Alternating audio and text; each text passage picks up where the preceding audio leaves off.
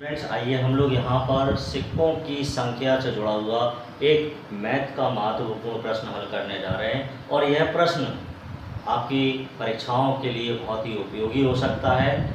और इस प्रश्न को हम शॉर्ट ट्रिक के माध्यम से करेंगे और कोशिश करेंगे कि कुछ ही सेकंडों में ये प्रश्न आपसे हो जाए और परीक्षा में आपके पास ये प्रश्न कुछ ही सेकंडों में हल होकर इसका उत्तर आपके पास आ जाए। अगर आपको वीडियो अच्छा लगे तो आप सभी चैनल को सब्सक्राइब करें, लाइक करें, कमेंट्स करें और अपने मित्रों तक वीडियो को शेयर कर दें, जिससे इस चैनल के माध्यम से वे भी अपनी प्रतियोगी परीक्षा में लाभ प्राप्त कर सकें।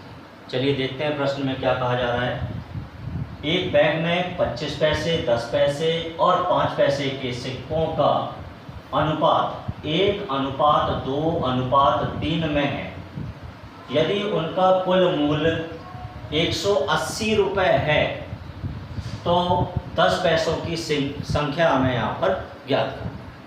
तो सबसे पहले स्टूडेंट्स, हमें यहाँ पर अगर इकाइयाँ अलग अलग हैं, मतलब कुछ मात्रा पैसे में है और कुछ मात्रा रुपए में, तो या तो हमें रुपए में बदल लें या पैसे में। तो यहाँ पर हम पैसे में सबको बदलेंगे। तो देखिए, सबसे पहले 25 पैसे के कितने सिक्के हैं? एक सिक्का है, तो उस हिसाब से हमारे पास 25 पैसे हो जाएंगे, क्योंकि 25 एकम 25 पैसे तो ये हो गए। सबको योग करेंगे अब हम, तो 10 पैसे के 2 सिक्के हैं, तो 10 दूनी हो गया 20 पैसे। उसके बाद 5 पैसे के 3 सिक्के हैं, तो कितने पैसे हो गए? 5 तिया 15 पैसे। अब हमें कुछ नहीं करना है, इनका योग कर देना है। तो स्टूडेंट्स, अगर हम 25, 20 और 15 को यहाँ जोड़ेंगे तो हमारे पास आ जाएगा 60 पैसे, तो वो हम लिख देंगे। अब ये आ गया 60 पैसे। स्टूडेंट्स, यहाँ तो हमने पैसे की मात्रा निकाल ली है, लेकिन अब जो हमें यहाँ प्रश्न में दे रहा है वो 180 रुपये दे रहा है। रुपए को हम पैसे में बदलने के लिए 100 से गुणा करते हैं। तो जब हम 180 में गुणा करेंगे 100 से, तो क्या होने वाला है? 180 गुणा 100। हमारे पास मात्रा निकल कर आ गई यहाँ पर 18,000। ये भी पैसे में बदल गया, आपने देखा, ये भी पैसे में हो गया और ये भी पैसे। अब ये वाली मात्रा से इस मात्रा में भाग लगाएंगे, तो ये 0 से 0 कैंसिल, 6 एकम 6, 6 तिया 18, मतलब आ गया 300। अब ये जो वैल्यू निकल कर आई है, इस वैल्यू से हम सिक्कों की मात्रा निकाल सकते हैं। तो पहले जो अनुपात दिया गया था, तो हमें ये देखना है कि कितने पैसे के सिक्के हमें पता करना है। तो यहाँ पर वो हमसे कह रहा है 10 पैसे के सिक्के हमें ज्ञात करना है। 10 पैसे के अगर हमें सिक्के ज्ञात करना है, तो 10 पैसे के लिए ये पहला नंबर है, ये दूसरा नंबर है, और ये मात्रा जो है यहाँ पर अनुपात में 10 पैसे के सिक्के के लिए 2।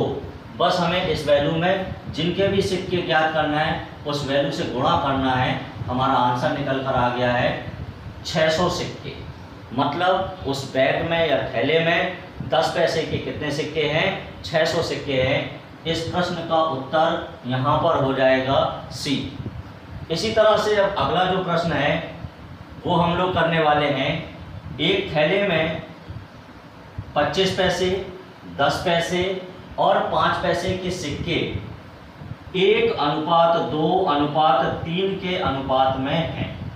यदि थैले में कुल 120 रुपये हैं और पूछ रहा है कि 5 पैसे के सिक्के कितने होंगे, तो स्टूडेंट्स वैसे ही हम करेंगे जैसे कि अभी पिछला सवाल हम लोगों ने किया।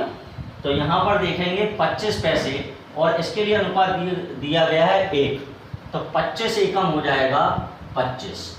मतलब हमारे पास 25 पैसे आ गए निकल कर। जोड़ते हैं तो जोड़ दिया हमने। 10 का गुणा हम यहाँ करेंगे, 10 दूनी 20 पैसे आ जाएगा। ठीक है।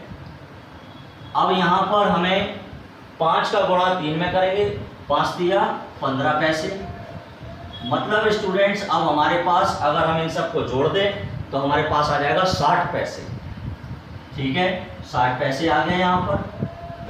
अब स्टूडेंट्स उसी तरह से हमारे पास जो रुपए है 120 रुपये है, 120 रुपये को हम किस में बदल दें, पैसे में, तो 100 का गुणा कर देंगे।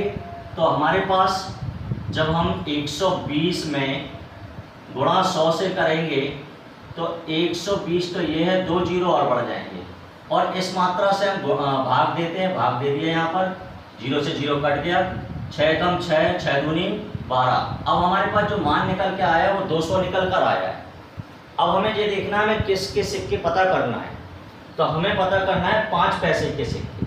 5 पैसे के सिक्के के लिए अनुपात अगर हम देखें, 25 पैसे के लिए 1 है, 10 पैसे के लिए 2 है, और 5 पैसे के लिए दिया गया 3। बस इसी वैल्यू से हमें गुणा करा देना है इस वैल्यू में। तो 200 गुणा हमें यहाँ पर करा देना है 3, तो 3 दूनी 6, मतलब 600। यहाँ पर भी सिक्कों की संख्या निकल कर आ गई, 5 पैसे के सिक्के यहाँ पर हो जाएंगे 600। इस प्रश्न का उत्तर भी यहाँ पर हो जाएगा विकल्प सी।